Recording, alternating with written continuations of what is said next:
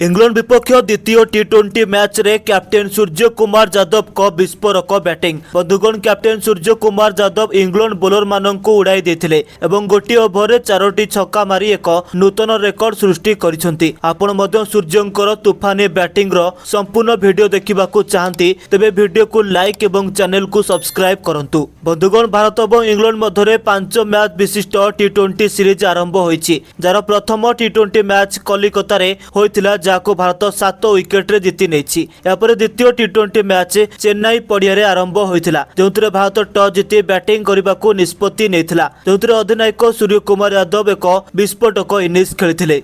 3 number batting करथिबा Surya Kumar Yadav मात्र 13टी ball रे 51 run झड़ इनिंग्स खेलिथिले। एही मध्यरे सूर्य कुमार यादव मार्क वुड को गोटी ओभर रे 4टी छक्का एवं 2टी चौका सहित 32 रन पिटी रेकर्ड सृष्टि कर देथिले। तेबे दर्शक बंधु, आपनकु कहि रखुछु एक प्रैक्टिस मैच थिला द्वितीय टी20 पूर्वरु।